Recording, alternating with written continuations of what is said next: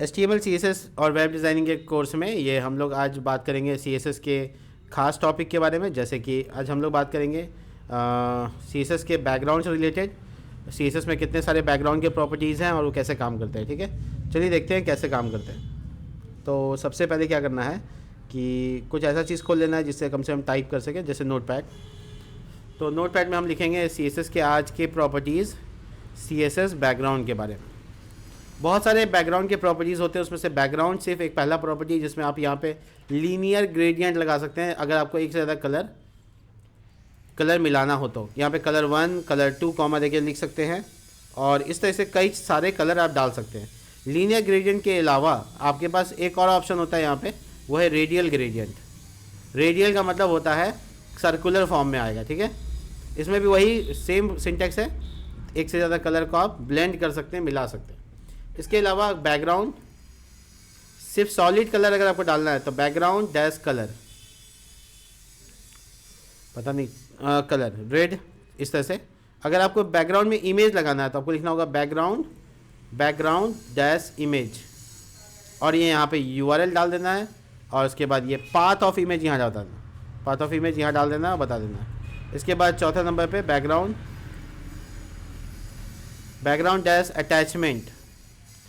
Attachment, और इसमें value होता है फिक्स्ड। इसके अलावा बैकग्राउंड को अगर आप रिपीट कर रहे हैं तो बैकग्राउंड डैश रिपीट। इसमें बहुत सारे वैल्यू हैं, जैसे कि नो रिपीट यानी रिपीट नहीं चाहिए, और अगर आपको रिपीट चाहिए तो रिपीट लिखना होगा, और अगर रिपीट एक साइड से चाहिए, एक्स एक्सेस से चाहिए तो रिपीट डैश एक्स और रिपीट डैश वाई। इस तरह से ऑप्शन आप डाल सकते हैं। ठीक है, इसी तरीके से बैकग्राउंड डैश कलर को अगर हम बात करें, background dash OUND, background dash मान लीजिए कि साइज़, तो कवर, कंटेंट, इस तरीके का ऑप्शन आप यूज़ कर सकते हैं। इसी के बाद बैकग्राउंड डैश अगर हम बात करें background dash repeat, attachment, image, colour, size, position,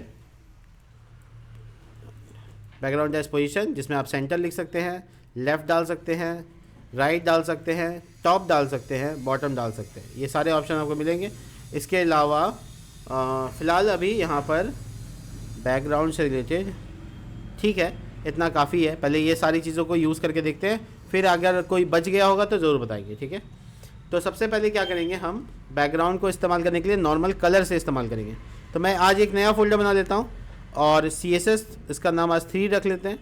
VS code में ओपन करने के लिए right click, open with code, और यहाँ पर एक नया फाइल बना लेते हैं HTML के लिए, index.html।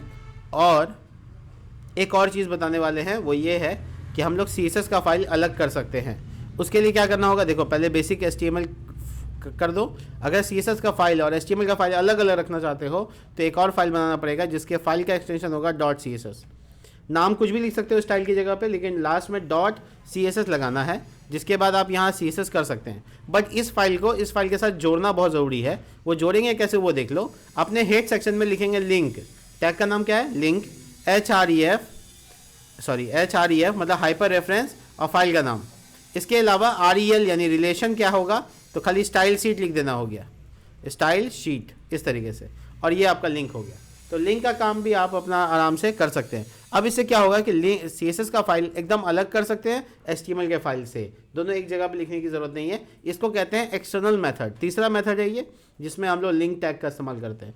कल मैंने 2 टैग अलग अलग बताया था। देखिए अब इसमें क्या है, इस कोने में अगर आप देखेंगे तो आपको यहाँ पर एक सेपरेट विंडो का बटन नज़र आ रहा होगा। इसको स्प्लिट एडिटर राइट कहते हैं। नॉर्मली आप इस पर क्लिक करेंगे तो 2 आपको HTML फाइल खुला हुआ दिख रहा है। किसी एक पे क्लिक करके अपना CSS कर दोगे तो आपका आधे में CSS और आधे में HTML नज़र आएगा। तो इससे क्या होगा, आप अपने काम को और आसानी से कर पाओगे।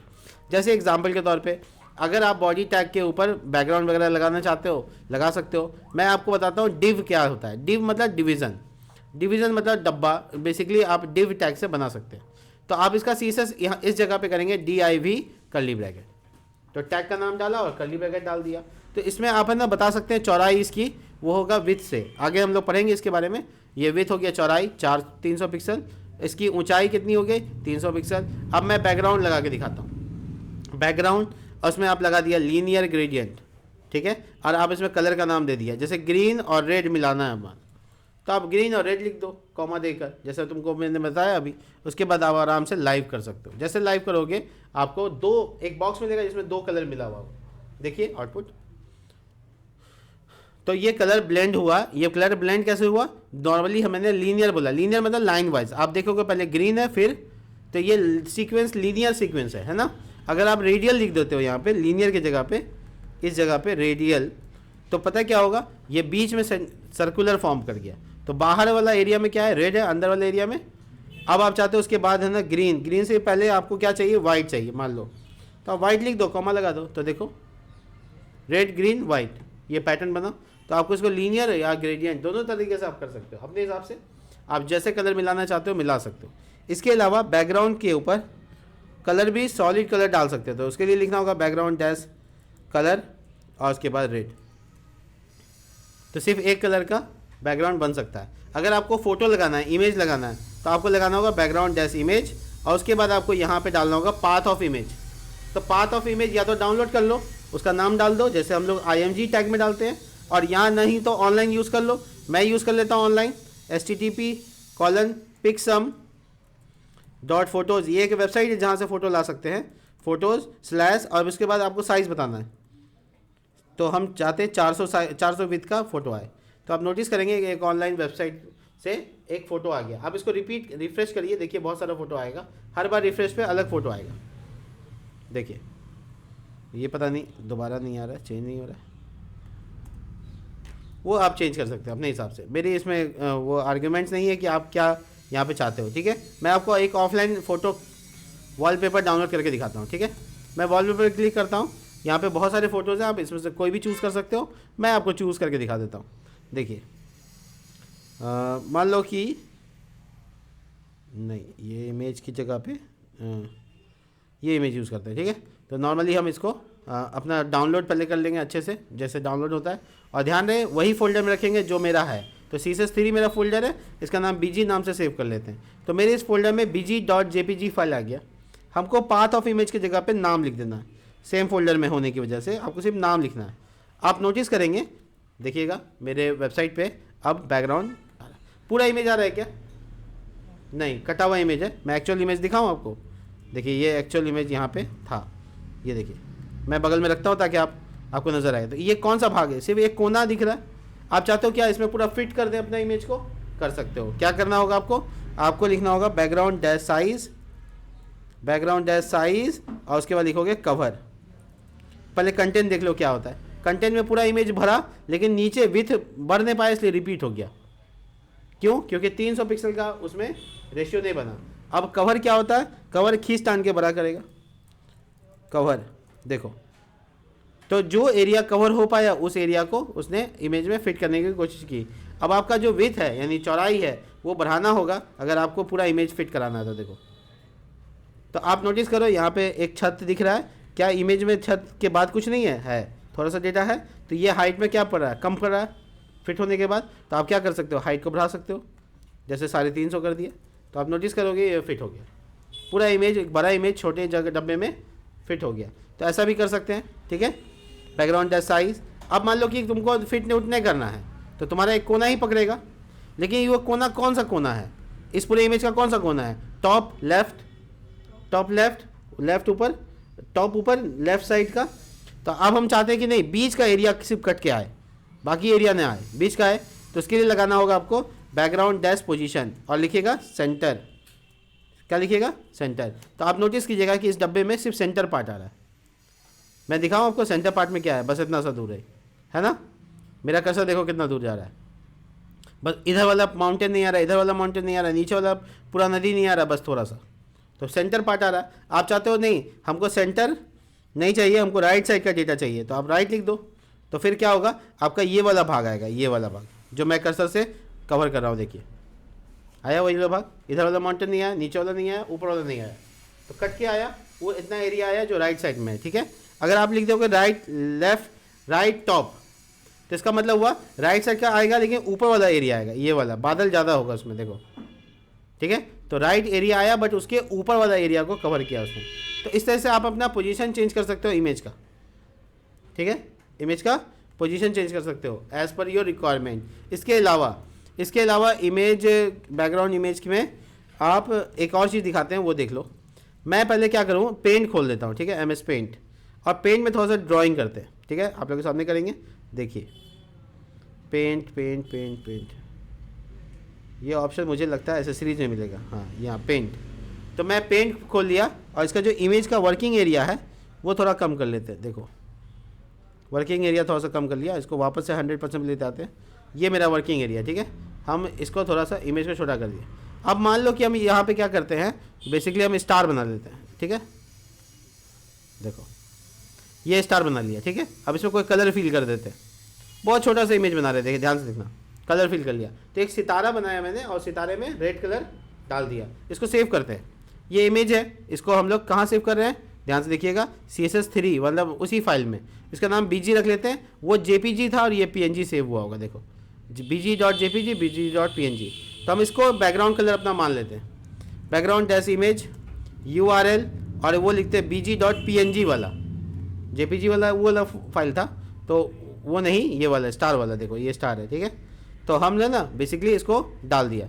अब मैं जब आउटपुट आपको दिखाऊं, देखा आउटपुट आपने, नहीं देखा, अच्छा देखिएगा ऐसे ना, देखिए क्या हुआ। ये जो इमेज था मेरा, वो छोटा होने की वजह से अपनी एरिया को कवर नहीं कर पा रहा था, तो उसने क्या किया, रिपीट करना शुरू कर दिया।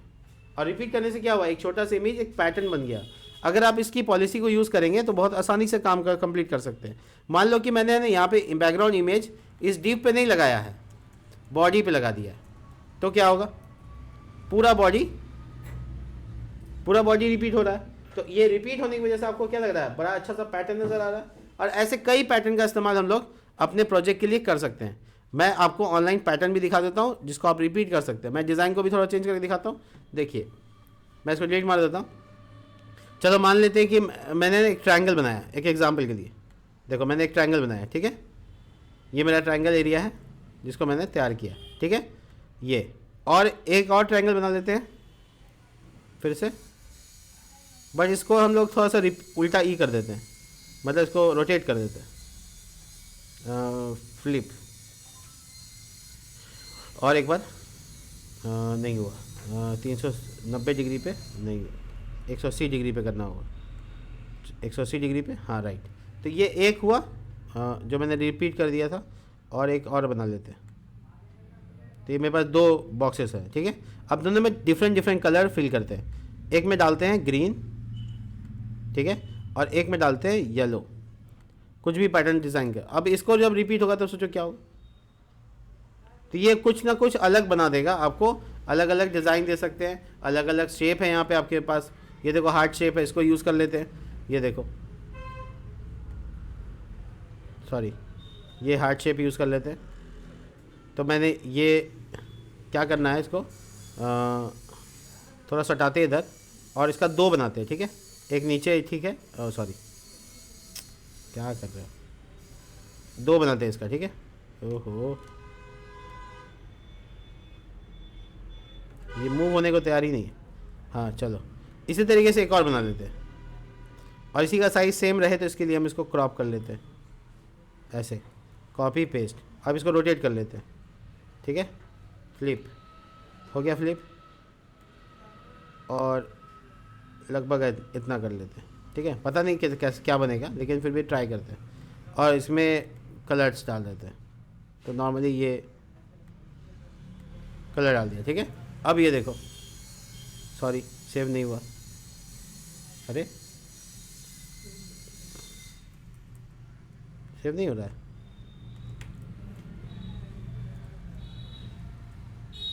कोई नया नाम से सेव करना पड़ेगा क्या, वो कैश मेमोरी में भी रह जाता है कभी कभी। तो इसका नाम, ओ ये ऑनलाइन, दोबारा से सेव कर लेते हैं। आउटपुट फिक्स जैसा हो गया, इसको दोबारा से लाइव करते हैं, देखो। तो वो एक इमेज के साथ हम लोग बहुत कुछ कर सकते हैं, बहुत मैनिपुलेशन हो सकता है, जो पैटर्न हम लोग ड्रॉ करना चाहते हैं कर सकते हैं। तो अगर आपको रिपीट ख़त्म करना है यानी रोकना है तो आपको बैकग्राउंड डैश रिपीट लिखना होगा, नो रिपीट, तो वो एक ही आएगा। ठीक है, अगर आप रिपीट डैश एक्स लिख दोगे तो सिर्फ एक्स से रिपीट होगा, वाई से रिपीट नहीं होगा। ठीक है, अगर रिपीट डैश वाई लिख दो तो सिर्फ वाई से होगा, एक्स से नहीं होगा। और रिपीट करना चाहते हो तो बाय डिफ़ॉल्ट ही है। ठीक है, तो इतने सारे बैकग्राउंड से रिलेटेड चीज़ें हैं जिसमें हम लोग कुछ कुछ कवर कर लिए, बस एक तो छूट गया, वो है बैकग्राउंड अटैचमेंट, उसके बारे में बाद में बात कर लेंगे। ठीक है, अभी फ़िलहाल यहाँ पे छोड़ देते हैं इसको। तो मिलते हैं नेक्स्ट वीडियो में, तब तक के लिए बाय।